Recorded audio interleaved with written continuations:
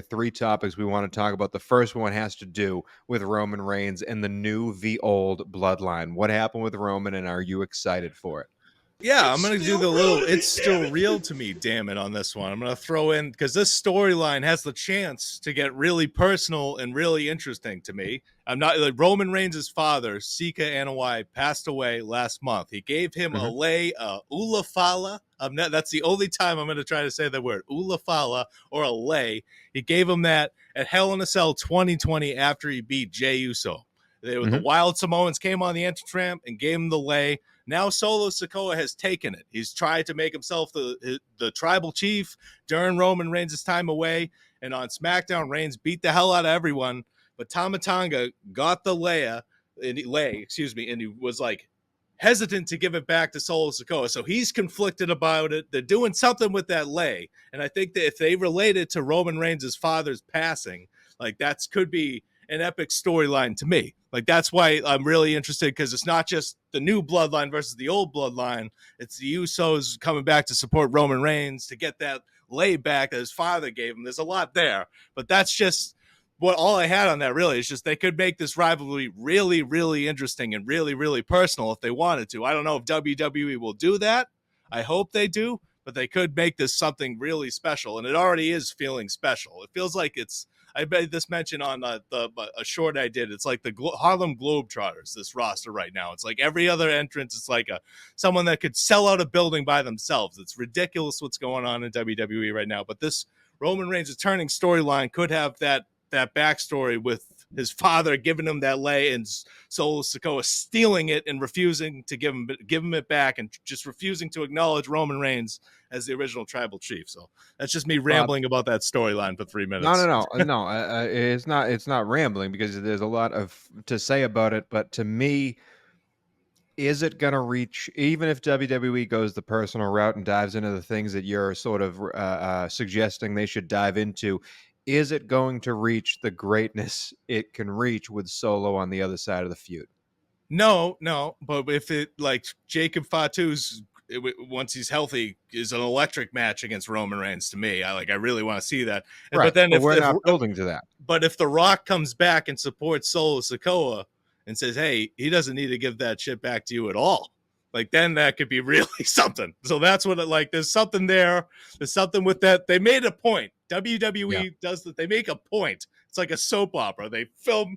It's so ridiculous. Tama Tonga's action while holding it, like it's just like befuddled and be so overacting. So they made a point to just show that conflict. They didn't show that for no reason. Is all I'm saying. Yeah. So that I think that's the direction this storyline's going, and I'm all for it. I think it could be great if The Rock comes back too. Like there would be something really special there, in my opinion. The second subject we want to talk about for WWE land has nothing to do with WWE.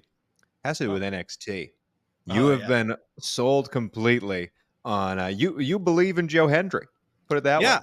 And I also believe in NXT champion Ethan Page. And I was very disappointed that AEW didn't keep him around. And he's cutting promos as the NXT champion. Bob, time out. Bob, we could have had this draft go to 50 people. I wouldn't have selected Ethan Page. So keep going. Yeah, because they never used him. He was in Ring of Honor. I wouldn't have selected Ethan Page either. But what embodies AEW, what embodies Tony Khan's fever dreams is, whatever. Like I would not book that. If it was a real wrestling promotion, Ethan Page would still be there. I'm just kidding. But Ethan Page is the NXT champion. I'm really excited for him. You might not like him or think he's that great, but I think he's a solid wrestler with a great personality, which I wanted AEW to have more of, more personalities, more people that could hold their own with the microphone. And NXT with Ethan Page and was interrupted by Joe Hendry, who's just taking the world by storm. All of a sudden, is he even still in TNA? Like he might be. There's no way WWE's letting that guy go back. They know what they have in that guy. He's not going to be, 4-time WWE champion Joe Hendry. Maybe he'll win the title once. I doubt it. But if he gets to the main roster, he can do what The Miz has been doing for 15, 20 years. He can do that for the next decade himself. So I'm just excited for Joe Hendry, and he's going to get a shot at the NXT championship coming up. I don't know when this feud is, this rivalry is building to. Wesley's involved. I'm just saying that I got a weird question for you.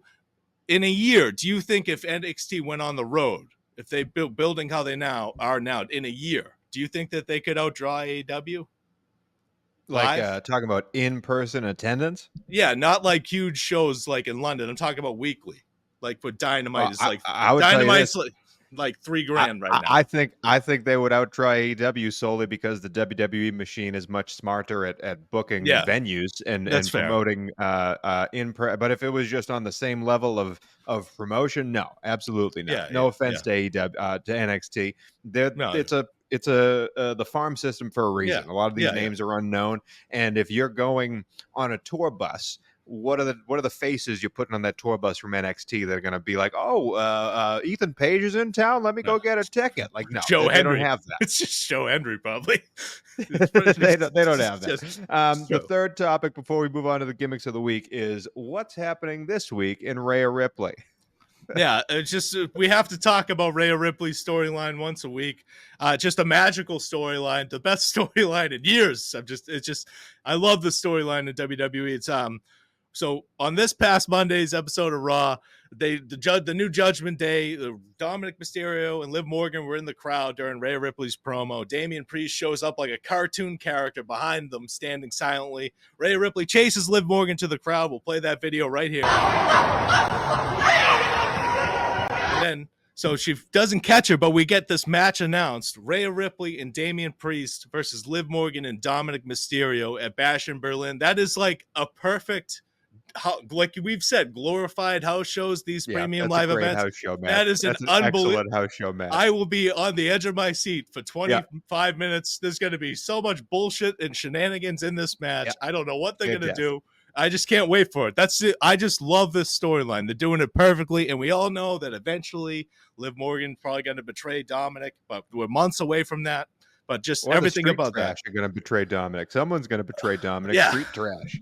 Is that what their new name is? Yeah. That's what they wanted it to be, but no, it's going back to Judgment Day. But that's it for what WWE is all about.